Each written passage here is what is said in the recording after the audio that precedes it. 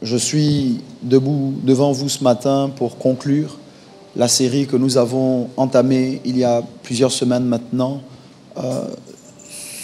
sous le thème Inside Look. Regard vers l'intérieur.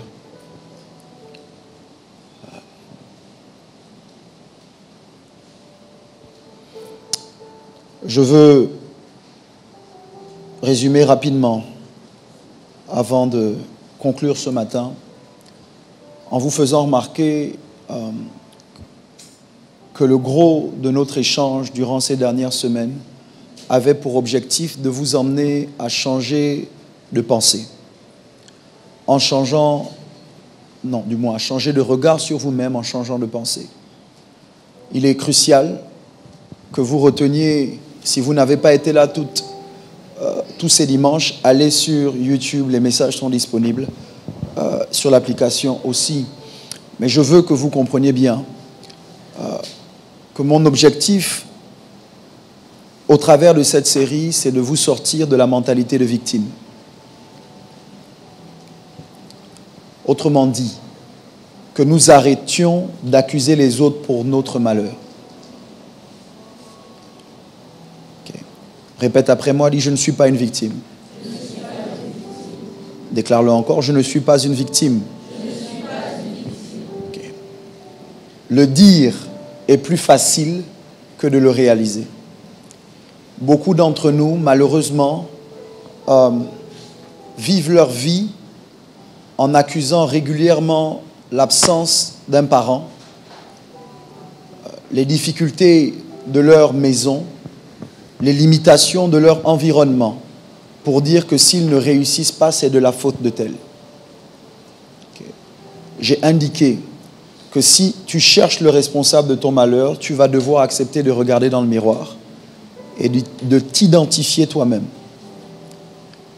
Tout ce que nous avons partagé, je ne reviendrai pas sur tout, mais avait pour but de nous emmener d'abord à modifier notre façon de voir les choses à l'intérieur de nous. Je dis et je redis ce matin encore que pour être heureux, tu n'as pas d'abord besoin de plus d'argent. Tu n'as pas d'abord besoin de quelqu'un. J'ouvre la parenthèse pour dire à quelqu'un: si tu n'es pas heureux célibataire, tu ne seras pas heureux en couple. Parce que deux malheureux ne font pas un couple heureux.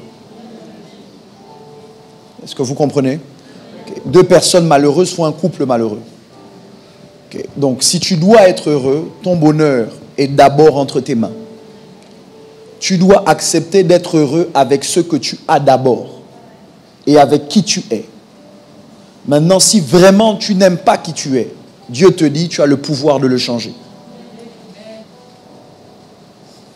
C'est le thème de mon intervention de ce matin. Ça va clôturer toute la série de messages qu'on a partagés. Quelque chose doit changer. Regarde ton voisin, regarde ta voisine avec le plus beau sourire. Dis-lui: quelque chose doit changer. Okay.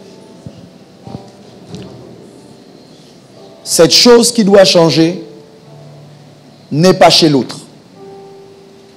Cette chose qui doit changer est en toi. Quand je dis quelque chose doit changer, je ne te dis pas change de maison. Je ne te dis pas change de travail. Je ne te dis pas change de mari ou de femme. Je ne te dis pas change d'amis d'abord. Ce que je dis, c'est que tu dois te changer toi-même. Amen. J'ai fait le choix de partager ce genre de message avec vous parce que je ne voulais pas que vous passiez à côté de la responsabilité qui nous incombe si nous voulons devenir des hommes et des femmes extraordinaires. Dans une société où les gens disent: on va encore faire comment? C'est extraordinaire de dire: je peux changer les choses. Dans une société où les gens cherchent un bouc émissaire, c'est extraordinaire de dire: je suis responsable de ce qui m'arrive. Donc, avant de devenir des hommes et des femmes extraordinaires par vos exploits, par vos vêtements, par vos actions, j'essaye de dire à l'Église que nous composons que nous devons d'abord être extraordinaires dans notre façon de penser, dans notre façon de réfléchir et dans notre façon d'appréhender la vie. Tu ne pourras pas continuer à accuser ta mère, accuser ton père, accuser ton ex, accuser ton mari ou ta femme, accuser tes amis. À la fin, il faut que tu acceptes que tu es le seul responsable de ce que tu vis. Quelque chose doit changer. J'espère, à la fin de ce message, que tu auras identifié ce que tu dois changer et que tu vas te mettre en action pour pouvoir, au final, vivre autre chose que ce que tu as vécu jusqu'à présent. Je veux rappeler l'exercice que nous avons fait la semaine dernière, l'exercice des obsèques. Quelqu'un m'a écrit à la fin du message de dimanche dernier pour me dire « Pasteur, merci. Tu m'as permis de voir mon futur. Maintenant, je sais que je suis immortel. Tant que je n'ai pas fait ce que j'ai vu, je ne mourrai pas. » L'exercice des obsèques avait deux objectifs. Vous emmener à visualiser ce que vous voulez vivre, mais aussi ce que vous allez vivre si vous ne changez rien. À la fin de cet exercice, normalement, et si vous ne l'avez pas fait dans l'église, j'espère que vous l'avez fait chez vous. Normalement, vous auriez dû identifier deux choses. Un état ou une action. Un état parce que tu t'es vu être un homme d'affaires, être une épouse. Parce que tu devais imaginer que tu avais des enfants, que tu avais un mari qui parlait à tes obsèques. Tu t'es vu être quelqu'un. Tu as traversé tout ce que tu veux être et tu es arrivé à la ligne d'arrivée. Et maintenant, les gens disaient, cette femme a été pour moi. Cet homme a été pour moi. Ce collègue a été pour moi. Ce fidèle a été pour moi. Être. L'autre chose, c'est que tu as dû te voir faire quelque chose. Tu as dû te voir construire des orphelinats. Parce que les orphelins étaient à tes obsèques pour dire, c'est grâce à elle, c'est grâce à lui que je suis sorti de la rue. C'est grâce à lui, c'est grâce à elle que j'ai fini mes études. Tu as vu des gens qui sont venus pour te dire que c'est sa musique qui m'a bercé. C'est grâce à son entreprise que j'ai trouvé du travail. C'est faire. Je dissocie volontairement l'être du faire. Parce que tu peux faire certaines choses sans être qui tu dois être. Ça veut dire qu'à la fin de ta vie, tu peux avoir construit des entreprises, mais ne pas être heureux. Est-ce que vous m'entendez? Je ne veux pas que tu sois bercé par l'illusion que tu es automatiquement ce que tu fais, parce que ce n'est pas vrai. Je tiens à dissocier le faire de l'être, parce que quand Dieu nous crée, nous sommes des êtres humains, pas des fers humains. Notre essence ne vient pas de ce qu'on fait, mais ce qu'on fait vient de qui on est. Est-ce que vous m'entendez? Je suis en train de conclure la série et nous allons nous retrouver face encore une fois à nous-mêmes. Mais je veux dire à quelqu'un ce matin, ne cherche pas qui tu es dans ce que tu fais. Mais laisse ce que tu fais être déterminé par qui tu es. Si tu sais qui tu es, ça aura pour résultat un nouveau style de vie, une nouvelle façon de faire. Beaucoup essayent de changer qui ils sont par ce qu'ils font. Et j'essaye de dire depuis le début de cette série que c'est dans l'autre sens.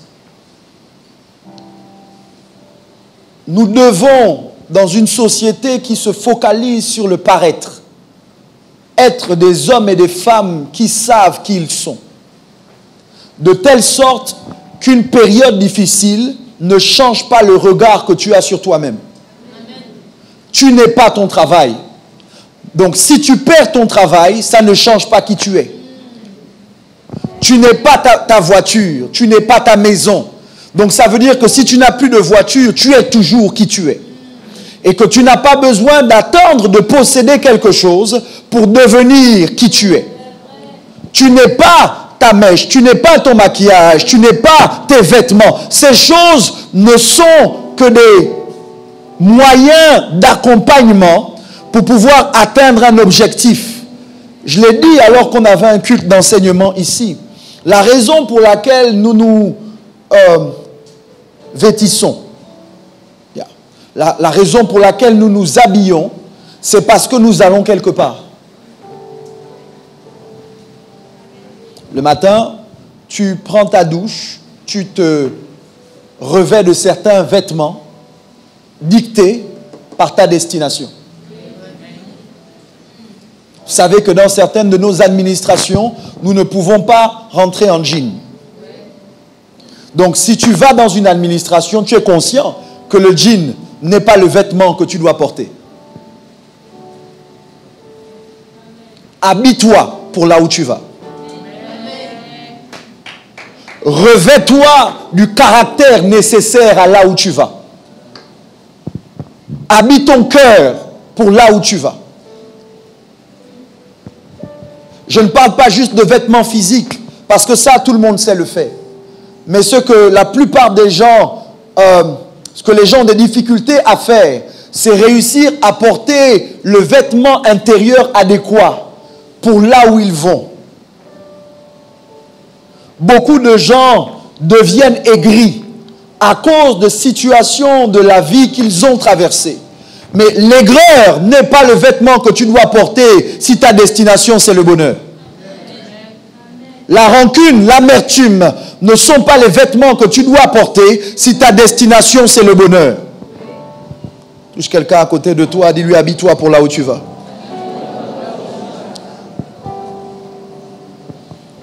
Ce matin, alors que j'ai toute votre attention, je veux finaliser le partage sur cette série en vous demandant de faire des efforts, encore une fois. Visualiser, imaginer. Et nous allons passer à la partie pratique avant la fin de cette réunion. J'ai dit la semaine dernière, alors que je terminais mes propos, que si la vision de ce que vous avez vu, moi, la vision que vous avez eue, lorsqu'on a parlé de vos obsèques, ne vous plaisait pas, ça allait demander que vous changiez quelque chose.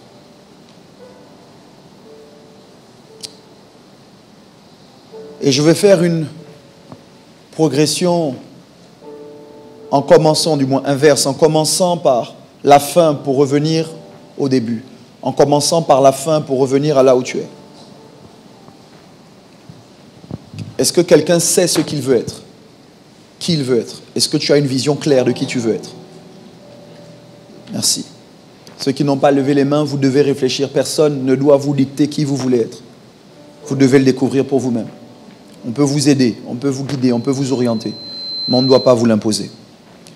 Si tu sais qui tu veux être, je veux te dire que c'est ta vision. Écoutez-moi bien. C'est cette vision-là. C'est qui tu veux être, qui doit dicter ton caractère. Donc, je veux qu'on parte donc de la vision au caractère. Je fais une distinction entre la vision, entre le caractère, excusez-moi, et la personnalité. Un exemple. La personnalité, c'est quelqu'un qui est extraverti ou introverti. Vous savez ce que c'est? D'accord. C'est la personnalité. Et je veux que vous compreniez que personne ne doit vous culpabiliser à cause de votre personnalité. Parce que votre personnalité est un don de Dieu. Dites Amen bien. Dieu t'a créé extraverti. C'est un don de Dieu. Dieu m'a créé introverti. C'est un don de Dieu. Personne ne doit faire de toi qui tu n'es pas. Je ne suis pas extraverti. Je ne le serai pas. Même si je fréquente des gens extravertis. Est-ce que vous comprenez? Donc, ne cherche pas à devenir qui tu n'es pas. Ne cherche pas à devenir autrui. Parce que dans chacune de nos personnalités, il y a des forces. Est-ce que je peux appeler des faiblesses? La force des extravertis, c'est que ce sont des fonceurs. Les extravertis prennent la vie croquent la vie à pleines dents. Les extravertis, aussitôt ils vous ont dit je pars, ils sont partis.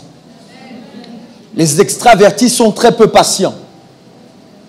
De manière générale, les extravertis courent quand les autres se lèvent à peine.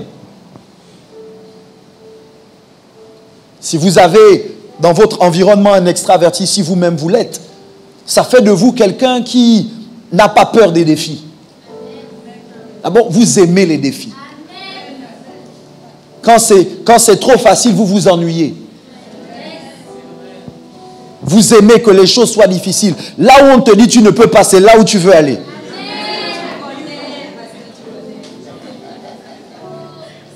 Les extravertis, très souvent, sont colorful. Aiment les couleurs. Les extravertis n'aiment pas ce qui est normal. Les extravertis aiment ceux qui sortent de l'ordinaire. Si tu arrives dans une maison où tout le monde est coiffé d'une certaine manière, c'est toi le seul qui va avoir la teinture sur les cheveux. Oui, parce que la plupart des artistes sont extravertis dans une certaine mesure. Les introvertis, par contre, leur force, c'est qu'ils sont patients. Les introvertis, quand ils s'engagent jusqu'au bout. Très souvent, les introvertis prennent leur temps. Parce qu'une fois qu'ils ont donné leur parole, ils ne la reprennent pas. Les introvertis aiment être très souvent dans leur zone de confort, n'aiment pas qu'on les sorte de leur zone de confort. Les introvertis, à certains moments, ne sont pas sociables. Ils sont à l'aise avec eux-mêmes. Et ils tolèrent les autres. Parfois, les introvertis ne comprennent pas que tu viens de déplacer une chose qu'ils ont laissée là. Ils aiment quand ils ont laissé la chose, que la chose reste là où ils l'ont laissée. Ça n'a pas de sens que tu viennes déranger ma chose. Les introvertis. Est-ce que je parle à quelqu'un ce matin? Ça, c'est la personnalité. Okay? Et c'est important. Pourquoi? Parce que si vous ne comprenez pas ça, vous allez vouloir changer votre personnalité. Et ce n'est pas ce qu'il faut changer. Ce qu'il faut changer, c'est votre caractère. Le caractère, c'est ce qui fait référence au fait, par exemple, que quelqu'un soit désagréable, méchant, manipulateur, fourbe.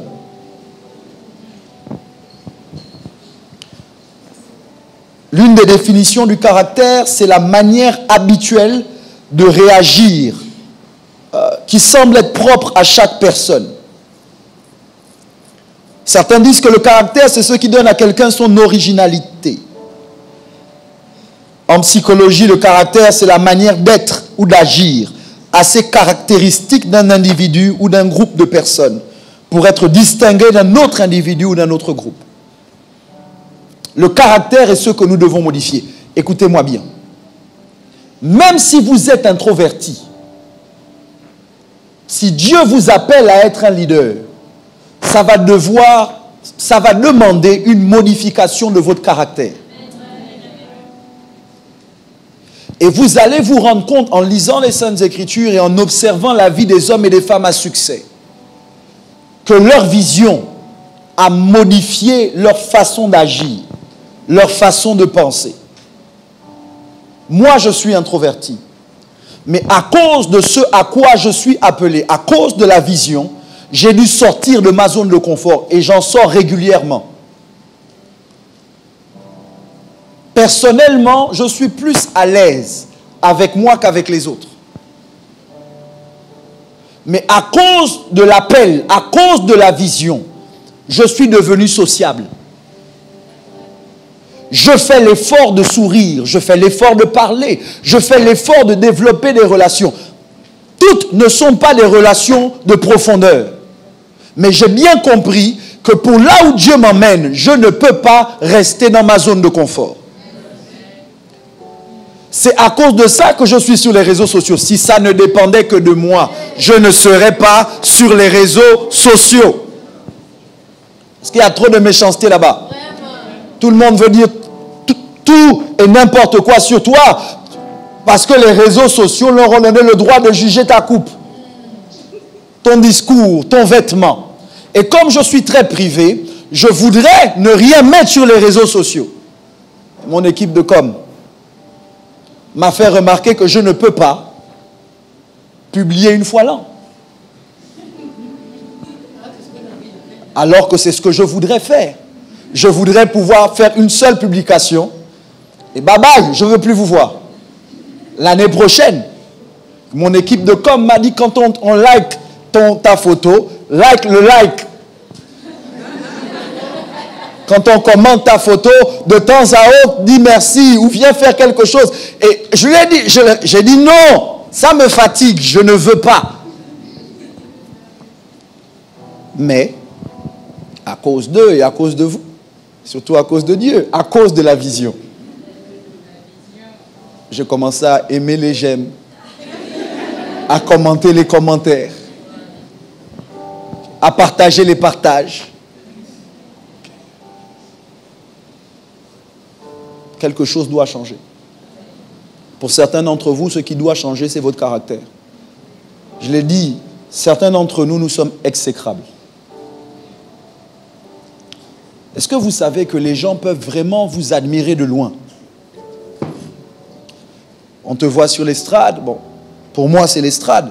Pour toi, ça peut être ton entreprise. Pour toi, ça peut être ton salon de beauté. Pour toi, ça peut être tes talents. Vous savez, la Bible dit, si tu vois un homme habile dans ce qu'il fait, sa place est auprès des rois. Ça veut dire que ton don te fait accéder à la grandeur. My God, vous allez aimer. Si ton don te fait accéder à la grandeur, c'est ton caractère qui te garde au milieu des grands. Ton caractère peut ne pas te faire accéder à la grandeur. Mais ton caractère, une fois que ton don a ouvert la porte et que les gens t'ont fait rentrer, ton caractère fait que les gens aiment être avec toi. Est-il possible que certains d'entre nous, nous soyons doués, mais ayant un mauvais caractère, qui fait que les gens ne veulent pas être avec nous? Les gens préfèrent t'admirer de loin. Parce que de près, en anglais, we say, you stink. Tu pues. Ton caractère dégage une odeur. Et pour certains, cette odeur est désagréable. Ce n'est pas normal que les gens sollicitent tes services parce que tu es doué dans un domaine, musique, art, entrepreneuriat et autres, mais qu'après avoir travaillé avec toi, ils regrettent d'avoir travaillé avec toi. Pas sur la base de ton don, parce qu'en ce qui concerne ce que tu fais, tu le fais bien. Mais ce qui dérange, c'est qui tu es.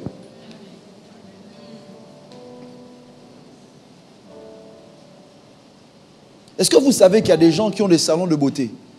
C'est propre, c'est climatisé, le service est excellent. Et puis quand la patronne arrive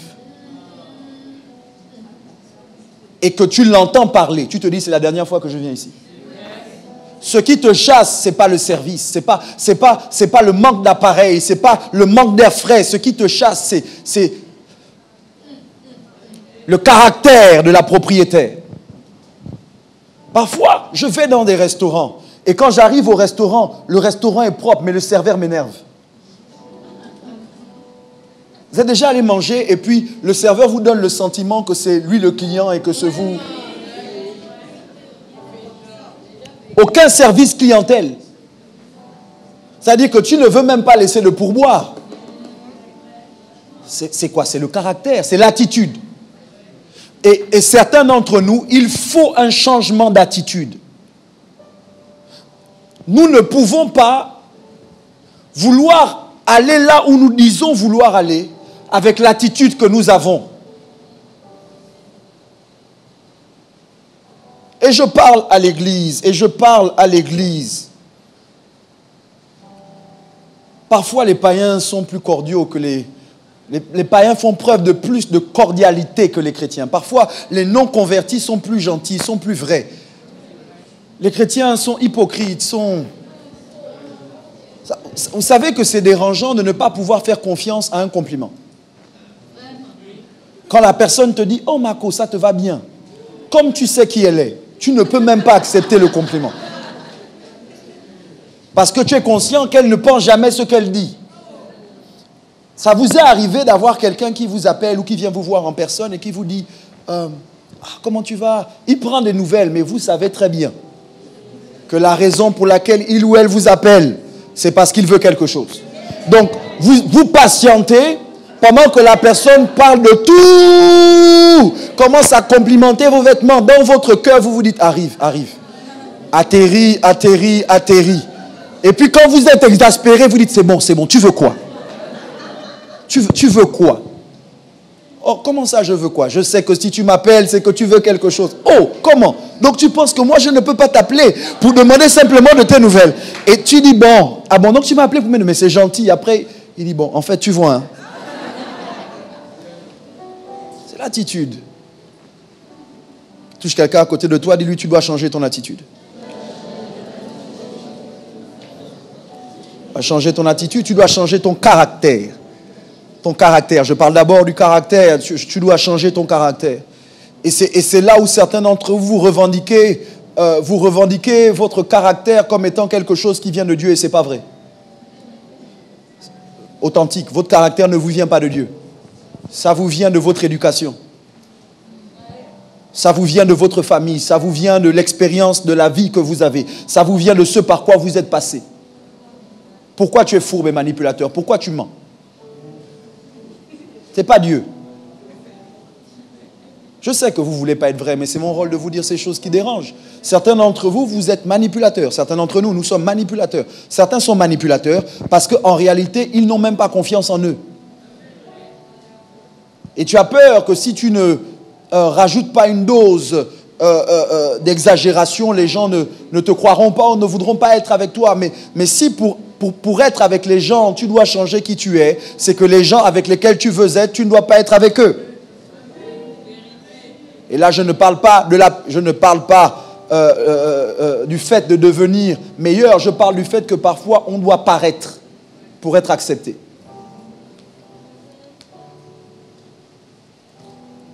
Tu dois changer ton caractère, ton mauvais cœur. Je savais qu'il n'y aurait pas beaucoup d'amen ce dimanche, c'était prévu.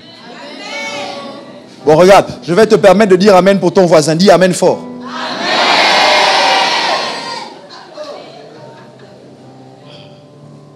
Ton caractère. Qu'est-ce que tu dois changer? Tu dois changer ton caractère.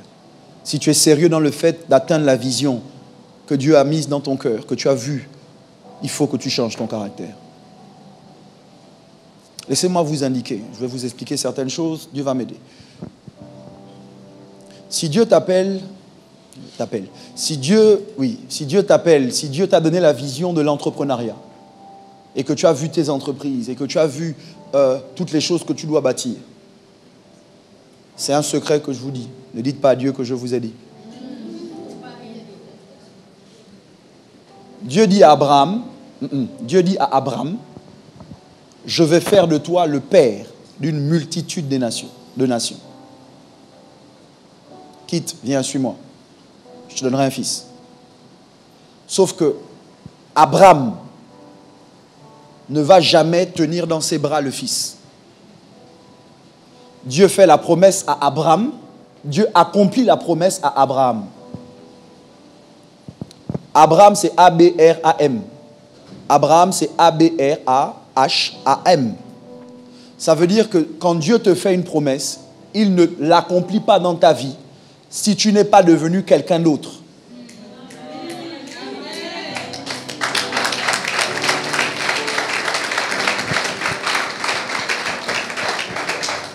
Dieu n'accomplit pas la promesse à celui à qui il l'a faite.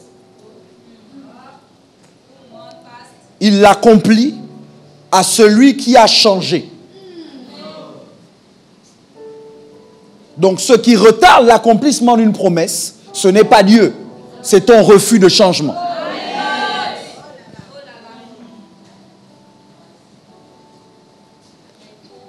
Si Dieu te promet quelque chose, la vision doit provoquer un changement. La vision doit faire sortir de toi celui à qui elle est adressée. Si quelqu'un à côté de toi, dis-lui, qu'est-ce que tu attends pour changer?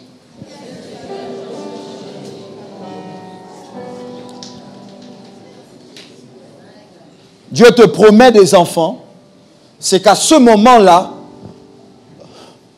Dieu s'attend à ce que l'homme ou la femme sans enfant, stérile, se modifie de l'intérieur et se prépare à devenir père ou mère. Dieu te promet des milliards, Dieu s'attend à ce que le pauvre fasse la place aux riches. Pas parce que tu as les biens dans les mains, mais parce que tu es devenu autre chose à l'intérieur de toi. Ton caractère doit changer.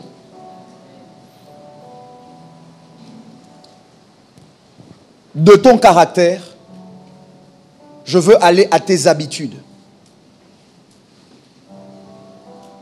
Caractère, c'est encore une fois comment tu penses, lié à ta logique, lié à ta perception. Et tu revendiques que c'est comme ça. C'est ce qui te vient naturellement, c'est ton caractère. Mais ensuite, quelque chose que tu as fait une fois peut devenir une habitude. De ton caractère, je suis en train de faire marche arrière. De ton caractère, je m'arrête à tes habitudes. Une habitude est définie comme étant la capacité prévisible de multiples confrontations à une même situation. Les habitudes peuvent concerner les capacités physiques, comme marcher, écrire, ou les capacités sociales. Tout à l'heure, j'ai parlé d'une de mes habitudes. Une de mes habitudes, c'était aimer être seul, isolé. Je suis né d'une famille de plusieurs enfants et j'ai grandi seul pendant à peu près 7 ans. Entre moi et mon petit frère, il y a 7 années. Et ça veut dire que pendant 7 ans, j'étais seul. Quand mon petit frère Harry, je me rappelle, je suis allé à l'hôpital, il est né à Port-Gentil, je suis allé à l'hôpital et j'ai vu ma mère, je revenais des cours. Je me rappelle que j'avais un imperméable violet transparent. Je revenais des cours et ma mère était allongée avec le bébé, sa poitrine, bref. J'ai vu mon petit frère. Je n'imaginais pas à quel point ma vie allait changer. Première fois, non, je ne dis pas ça, il va se fâcher.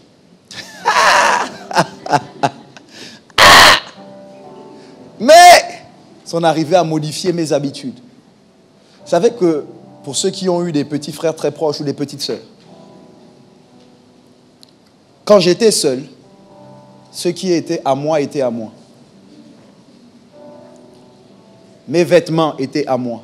Mes jouets étaient à moi. Petit frère est arrivé à une période de sa vie. Il ne voulait que ce qui était à moi. Dans mon armoire, c'est-à-dire que parfois je revenais, il avait touché à mon parfum, touché à mes vêtements. Il mettait mes choses, alors qu'il avait les siennes. Changer mes habitudes. Et je comprends très bien, je prie que Dieu vous aide ce matin à écouter ce que je dis. Mais ce que tu veux va changer tes habitudes. Parce que si tu n'acceptes pas de changer tes habitudes, tu risques de perdre ce que tu as passé des heures, des jours, des mois, des années à demander à Dieu. Dans la prière, dans le jeûne. Ce que tu veux va modifier tes habitudes. Ce que tu veux doit modifier tes habitudes. Est-ce que vous savez, juste pour que je vous dérange un peu, est-ce que vous savez que réussir vous expose? Le succès expose. Moi, j'aimerais réussir et que les gens n'épient pas ma vie, ne cherchent pas à savoir je fais qui, je fais quoi, je fais comment. Mais sauf que le succès t'expose. Il vaut mieux changer les habitudes avant d'être exposé. Pour ceux d'entre vous qui avaient un peu réussi, vous savez très bien qu'aujourd'hui, même quand vous marchez dans la ville, quelqu'un peut vous arrêter et vous demander. En fait, la personne se croit attitrée, entitled, pour vous interpeller, vous arrêter, parce qu'elle considère qu'elle est votre fan. Je ne parle pas des gens gentils qui sont polis, qui vous admirent, qui vous aiment. Je parle des gens qui ne vous aiment pas.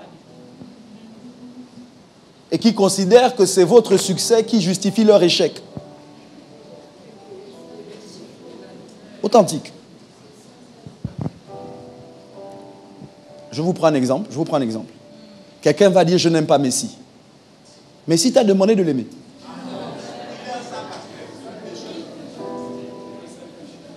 Non, mais est-ce que vous savez que le succès de l'autre semble nous donner le droit maintenant de dire, je ne l'aime pas. Quand Messi n'était pas connu, personne ne pouvait dire, je l'aime ou je ne l'aime pas. Mais maintenant que tu as réussi, quelqu'un va se lever pour dire, je ne t'aime pas. Mais est-ce que j'ai besoin de ton amour? J'ai vécu ça. J'aime pas Cristiano Ronaldo, j'aime pas tel artiste. Tes habitudes doivent changer. Tes habitudes doivent changer. La question que je te pose et sur laquelle j'aimerais que tu médites.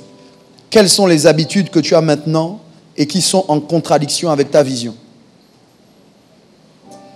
Tu as une vision claire, mais quelles sont les habitudes que tu as maintenant et qui sont en contradiction avec ta vision?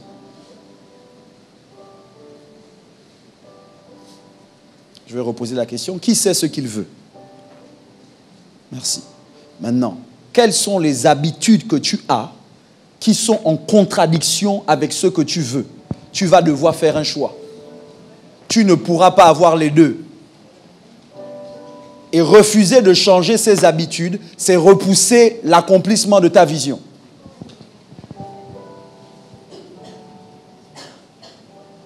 Un exemple. Si tu sais que tu as l'habitude de dépenser sans compter, de mal gérer tes finances, c'est en contradiction avec le fait d'être une femme ou un homme à succès.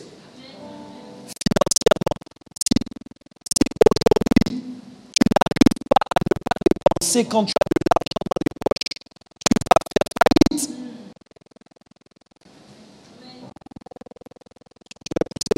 Tu vas prendre l'argent.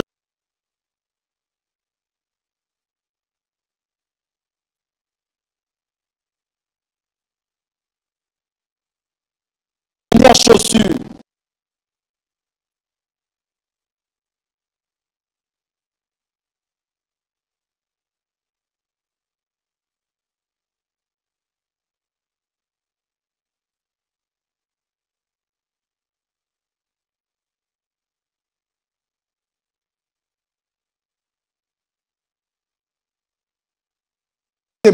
En le disant, je suis en train de dire qu'il y a des choses que vous considérez aujourd'hui normales qui ne le sont plus.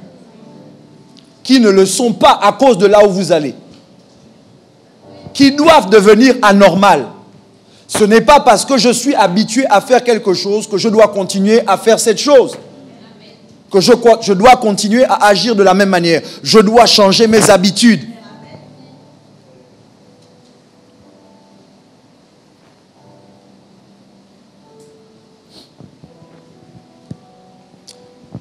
Je suis de ceux qui pensent que l'échec a des habitudes.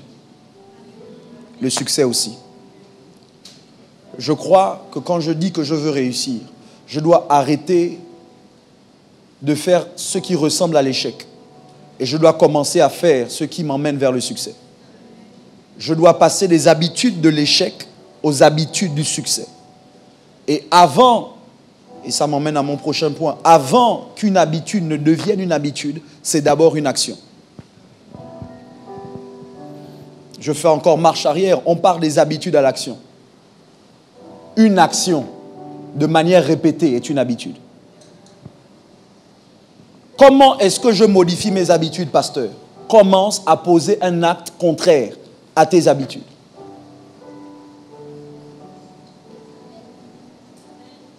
Tu as l'habitude de dormir tard. Mais tu es conscient qu'en dormant tard, tu te lèves tard. Tu es toujours en retard. Là, je parle aux gens qui viennent toujours en retard au troisième culte. Tu es toujours en retard. Okay. Ça ne dépend pas de l'heure à laquelle tu te lèves. Tu peux te lever à 5 heures. Ton rendez-vous, c'est à midi. Tu arriveras à 12h30.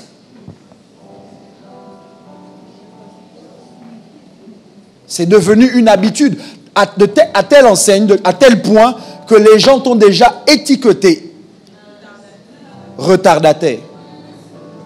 L'exception, l'extraordinaire chez toi, c'est quand tu es à l'heure. Quand tu arrives à l'heure, on est surpris. Qu'est-ce qui s'est passé? Quand tu es en retard, ça ne surprend plus personne. Ça veut dire qu'aujourd'hui, tu es en difficulté. C'est devenu une habitude. Comment faire, pasteur, pour changer cette habitude? J'ai indiqué que tu dois commencer à être à l'heure. Essaye de faire qu'au prochain rendez-vous, tu sois à l'heure.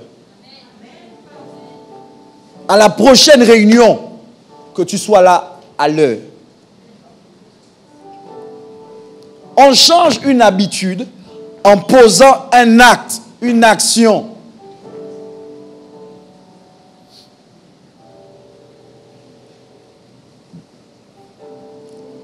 Est-ce que vous savez que les mauvais choix peuvent devenir des habitudes?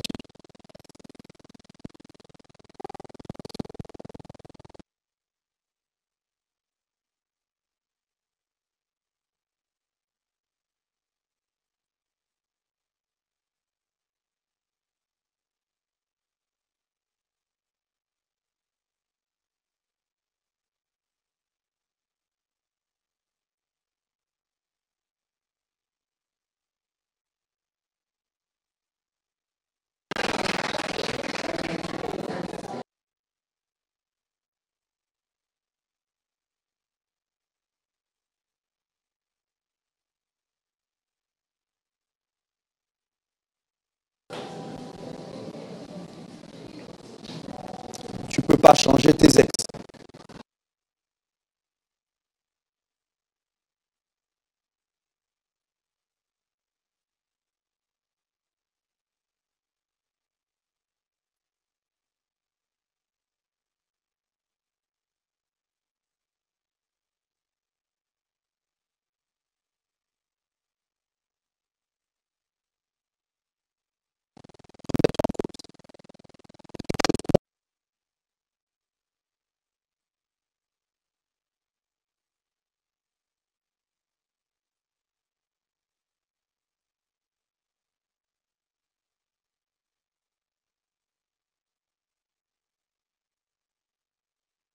Tu choisis, tu fais des choix en fonction de ton cœur. Tu poses des actions en fonction de ton cœur. Par exemple, chez certains d'entre vous, c'est habituel que quand quelqu'un vous insulte, vous rendiez. C'est inhabituel qu'après qu'on t'ait insulté, tu fermes la bouche.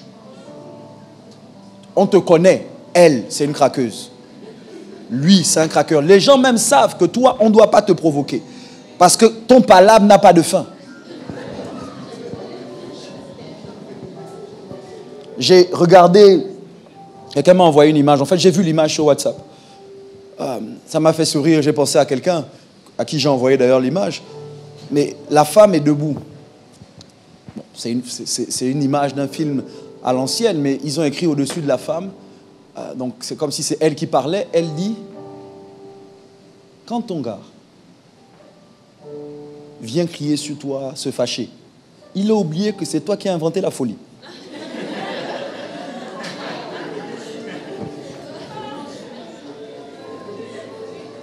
Ça m'a fait rire, j'ai pensé à quelqu'un, j'ai envoyé. Parce qu'il y a des gens, quand vous les voyez, vous savez que eux, ils ont inventé la folie. Mieux, il ne faut pas les provoquer. Mais ça ne doit pas être ton habitude de craquer. Ça doit être exceptionnel. Parce que si c'est ton habitude de craquer, d'être fou, c'est en désaccord avec là où tu veux aller. La deuxième question que je veux te poser, je suis en train de conclure sous peu. Quelles sont les habitudes que tu dois développer qui vont t'aider à accomplir ta vision? Je vous ai dit, quelles sont les habitudes qui sont en contradiction avec ta vision? Celles-là, tu dois les cesser. Mais quelles sont les habitudes que tu dois développer en accord avec ta vision? Par exemple, je lis beaucoup ces derniers temps, je fais beaucoup de recherches, je le sais depuis, mais encore plus ces derniers temps. Les hommes à succès sont cultivés. L'une des habitudes que nous devons développer, c'est lire. Nous devons lire, nous devons nous cultiver. Tu ne peux pas devenir autre chose que ce que tu es si tu n'as pas accès à un autre savoir. Et l'endroit où le savoir se trouve, et c'est rendu disponible, les livres. Pardon, aie pitié. Le temps que tu mets sur Novelas, prends un livre et lis. Un bon livre. Vous me dites, pasteur, je veux être une femme d'affaires. Pasteur, je veux être... tu me dis, pasteur, je veux être une femme d'affaires. Pasteur, je veux être un homme à succès. Pasteur, je suis sérieux dans le fait de réussir. Mais quand je te demande qu'est-ce que tu lis, tu n'arrives pas à citer de titre. La dernière fois, je vous ai donné une perle ici. Je vous ai dit, allez chercher le livre, les 7 habitudes de ceux qui réalisent tout ce qu'ils entreprennent, et lisez-le. Il y en a, vous n'étiez même pas au courant. Allez, j'ai donné l'annonce, ça fait plusieurs semaines. Toi, ah bon? C'était quand? D'autres, vous avez entendu le titre, vous êtes sortis d'ici, vous êtes repartis à vos habitudes.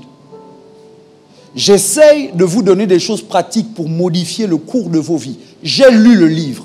Si vous me voyez recommander un livre en direct, c'est parce que je sais que ça va vous aider. Ça a changé ma vie. Moi, je l'ai lu en 2011. On est en 2019. Le livre existe depuis. Et tous les gens qui font quelque chose de conséquent dans cette vie-ci, les hommes et les femmes à succès financièrement, recommandent le livre. Toi, tout le bruit que tu fais, c'est Dieu donne-moi l'argent. Il va te donner pourquoi?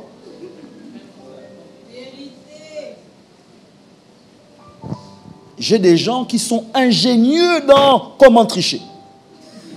Authentique. Ça veut dire pour se sortir de situations compliquées en mentant, trichant, volant, tripatouillant.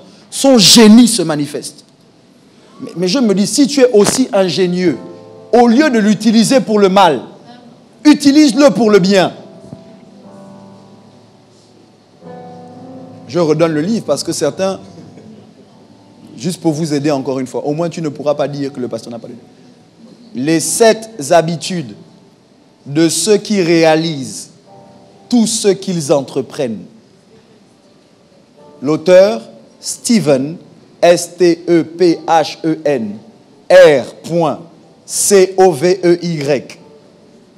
Stephen Covey. Eh Dieu.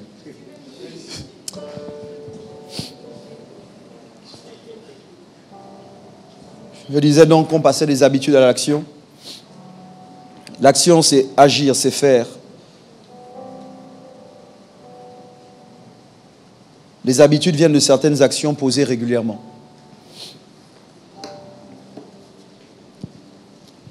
Au niveau où nous sommes arrivés, je pourrais remonter. Les actions viennent des paroles. Tôt ou tard, tu finis par faire ce que tu dis. Donc, il faut changer ton discours. Parfois, ce qui vous a poussé à poser des actions, c'est parce que vous étiez liés par vos paroles. Voilà pourquoi on vous dit ne parlez pas trop vite. Ne dites pas oui à tout et ne dites pas non à tout. Il faut que ton oui pèse et que ton non ait de la valeur. Quand tu dis oui à quelqu'un, la personne peut se reposer sur ses lauriers parce qu'elle sait que tu lui as donné ta parole. Moi, je considère que si vous me dites, pasteur, je serai là à l'heure, je n'ai pas besoin de vous rappeler 1 heure avant pour te dire, est-ce que tu vas être à l'heure? Là, c'est du vécu. Il parle de son vécu. Quand tu dis à quelqu'un, je serai là, la personne ne doit pas normalement te rappeler pour te dire, tu es où? Elle doit s'attendre à ce que tu sois là. Mais on vit dans une société où on veut nous faire croire que c'est normal de rappeler à quelqu'un le rendez-vous qu'il a pris. Tu as un empêchement, tu as pris un rendez-vous avec quelqu'un, tu as donné ta parole. N'es-tu pas capable d'appeler pour dire, ah finalement j'ai un empêchement, je ne pourrai pas venir? Ou de dire après, désolé, j'ai eu un empêchement, je n'avais plus accès au téléphone, je n'ai pas pu te faire signe. C'est ça qui va faire de toi quelqu'un d'extraordinaire. les gens vont être surpris qu'il y ait quelqu'un de ton âge, quelqu'un dans cet entourage qui soit capable de se tenir à sa parole. Tes propres amis te connaissent. C'est eux qui peuvent te vendre. Vous savez que dans certains établissements, universités, lieux de travail, on demande des références. Donne le nom de 2-3 personnes. On veut les appeler pour vérifier. Si toi, on appelle ton ami pour dire, ok, je cherche à embaucher tel. Oh! Ah! Si vous voulez que votre entreprise ferme, lui là, il n'est jamais à l'euro. Elle, c'est pas possible. Partout où elle va, l'argent disparaît.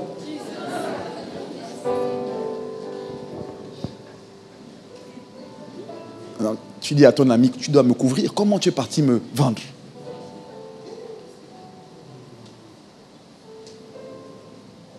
Tes paroles doivent peser. Si tu dis à quelqu'un oui, ça doit être oui. C'est ce que Jésus dit, que ton oui soit oui. Que ton non soit non. Tout ce que tu rajoutes vient du mal. Oui mais, non mais. À un moment, est-ce que tu seras là? Non. Est-ce que tu seras là? Oui. Pas, je te ferai signe quand je serai en route. On ne peut pas te réserver de place. On ne peut pas préparer. On va manger ensemble. On dit, ok, nous 4 allons manger. On veut inviter une 5e personne. Et puis on t'appelle pour dire, est-ce que tu viens? Moi. Avancez, je vous retrouve. Et puis quand on arrive, on attend, on te rappelle. Tu dis, les gars, j'arrive. Ça fait 1 heure, on veut manger. Ça fait 2 heures. J'aime bien quand vous appelez quelqu'un et vous dites à la personne, le temps est fini. Vous dites à la personne, merci, le temps est fini. Vous dites à la personne, tu es où? Et puis, tu entends bien, quand la personne parle, l'écho d'une pièce fermée. C'est-à-dire que tu entends bien l'écho d'une pièce fermée. Tu sais bien que là, tu n'as même pas besoin d'être prophète. Tu as juste besoin d'avoir l'oreille. Tu sais bien que là, elle est encore chez elle. Elle te dit, je suis en route, en train d'attendre le taxi. Tu dis, ah, toi tu attends le taxi dans une pièce. Marobosé des bras. Idele macha. Ah, tu es où? Le gars il dit, je suis déjà en route. Et puis après, comme Dieu fait bien les choses, tu as un enfant qui crie, papa. Ou bien yaya. Et là tu te dis, et puis tu entends, chut, chut, chut, chut. Non, c'est l'enfant, un enfant en route qui crie son père.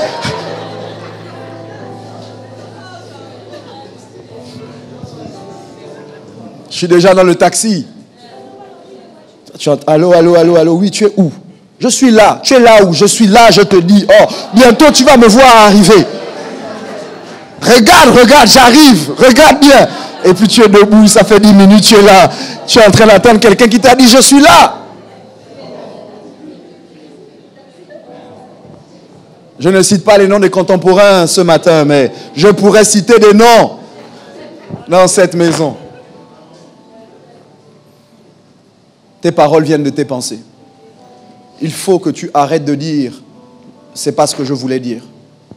Il faut que tu arrêtes de dire, ça a dépassé mes pensées. Une pensée bien faite engendre une parole bien dite. Si ce n'est pas clair dans ta tête, ne le dis pas. Si ce n'est pas clair dans tes pensées, ne le formule pas. Attends que ce soit clair pour ne pas avoir à regretter tes paroles. Parfois, sous le coup des émotions, on a dit des choses qu'on n'a pas soupesées au préalable. Je ne veux plus être avec toi. Plus jamais je te sors de ma vie. Tu l'as dit, la personne en face a été blessée, mais en réalité, ça a dépassé tes pensées. Pourquoi? Parce que pendant qu'émotionnellement tu étais atteint, tu n'as pas pris le temps de fermer ta bouche et de dire, si je dis ça, est-ce que je vais assumer les conséquences?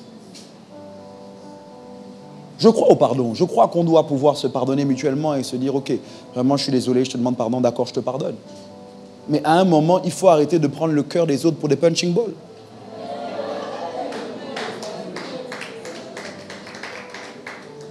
et que tu ne peux pas, nous ne pouvons pas régulièrement. Moi, je sais pas, je parlais avec quelqu'un récemment qui m'a dit que son ami l'a appelé.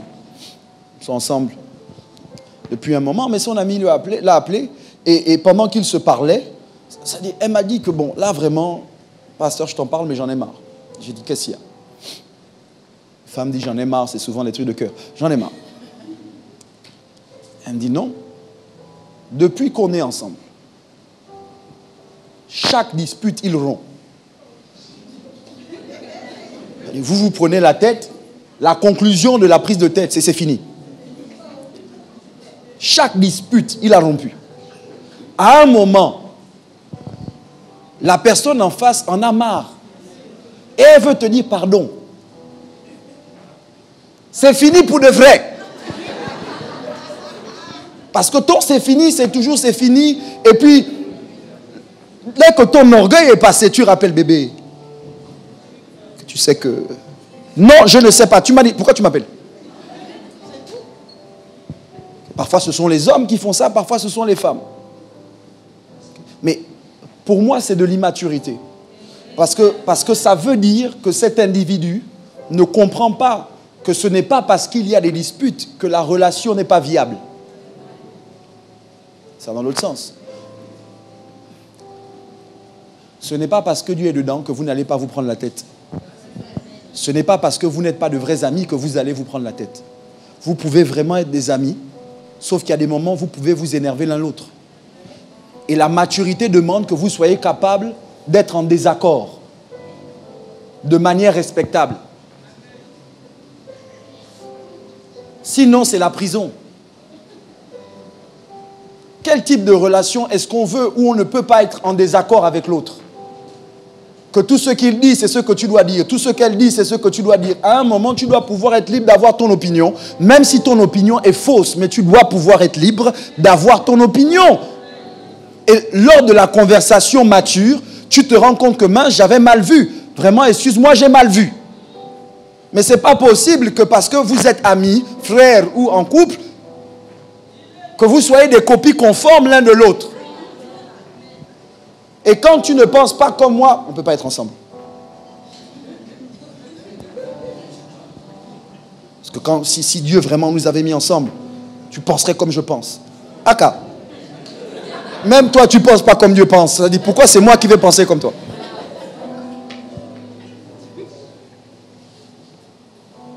La maturité, ça doit changer. Je fais le récapitulatif pour vous dire. La vision demande un changement de caractère. Changement de caractère demande un changement d'habitude. Changement d'habitude demande un changement d'action. Le changement d'action demande un changement de parole. Et le changement de parole demande un changement de pensée. Si tu veux au final atteindre ta vision, tout commence par ta tête. Si tu ne penses pas différemment, tu ne parleras pas différemment. Tu n'agiras pas différemment. Tu n'auras pas de nouvelles habitudes. Tu n'auras pas un autre caractère. Et tu peux dire au revoir à ta vision. À la fin de cette série, je veux que quelqu'un prenne la décision de changer quelque chose. Tu peux ne pas pouvoir tout changer aujourd'hui. Et je ne te demande pas, et Dieu ne te demande pas de tout changer. Dieu te demande de changer déjà une chose. Une chose. Une chose. Une chose. Pour certains d'entre nous, c'est plus facile à identifier parce que pendant que je parlais, des lumières s'allumaient dans votre esprit. Vous arriviez à identifier des choses pratiques que vous devez changer. Pour d'autres, c'est encore dans le domaine de l'abstrait parce que c'est au niveau des pensées. Mais ma prière, ne laissez pas le mois d'octobre finir sans avoir changé quelque chose. Vous n'avez pas besoin d'attendre 2020 pour changer. Tu n'as pas besoin d'attendre janvier 2020 pour prendre de nouvelles résolutions. Tu peux le faire aujourd'hui. Si tout le monde attend 2020, toi tu peux changer avant la fin d'octobre. Que ta réputation change pour le meilleur.